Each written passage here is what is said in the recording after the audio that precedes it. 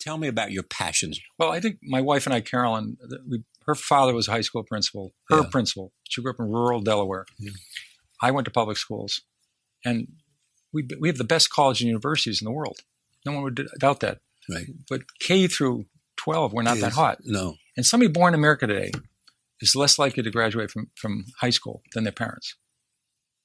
That's remarkable. Yeah. That's not true in Europe. And falling behind in scores on it on math and science and engineering. And also, 25 years ago, if you were a dropout, you could work a lathe, work a press, work a tool injection bowling machine. There were lots of jobs. You didn't even have to speak English. Today, it's test equipment, assembly equipment. There's low-level jobs at fast food restaurants and at hospitals. But if you want to get a decent job that's challenging and fun, you have to be able to use a computer. You have to be able to speak in English. All these manuals are all in. They're not in Creole. They're not in Portuguese. They're not in all these Spanish. They're in English. So today, being a dropout is a tragedy, and it shouldn't be happening. And once you lose a step, then you lose the second step and third step and the fourth step. So that, and literacy, there's amazing correlation. I think of the couple million people in prison, like 85% of them are illiterate.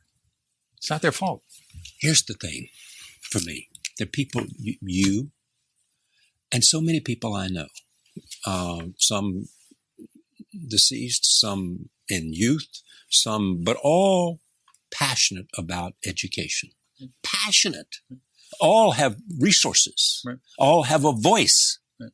Why aren't we fixing this? Well, I think, first of all, the greatest issue is recognizing the problem. I don't think this problem was clear 10, 20 years ago. I mean, I think when World War II started, our army was smaller than the Netherlands. I mean, we didn't realize how bad Hitler was, how terrible the Nazi Party was. We have to recognize it. I think we're getting to the phase now we say there's 45 million kids in public school, probably half of them, 2/3 of them get a decent education.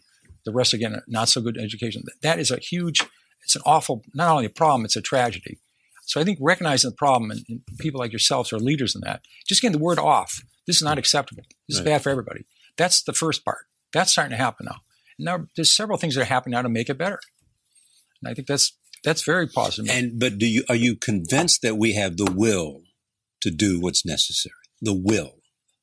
Well, I think if more people recognize the problem and say, then they say we can do something about it, then things will happen. I think we're between phases 1 and phase 2. Some examples like Teach for America. There's many examples like national mentoring. There are programs that are starting to make a difference.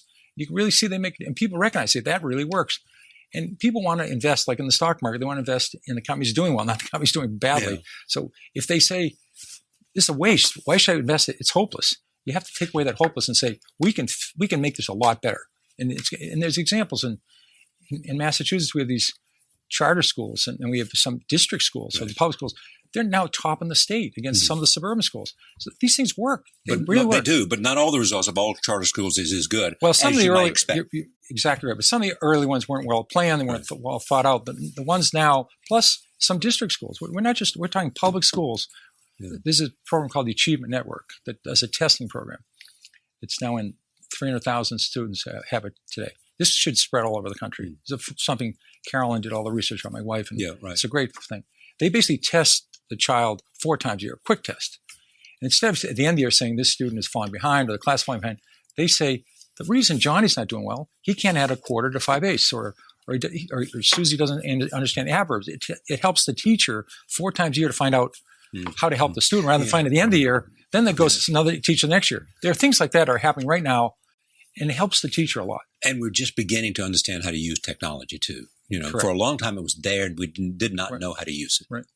And then we're coming on. The Khan Academy is a great example. Exactly, perfect. And then there's the importance of the principal.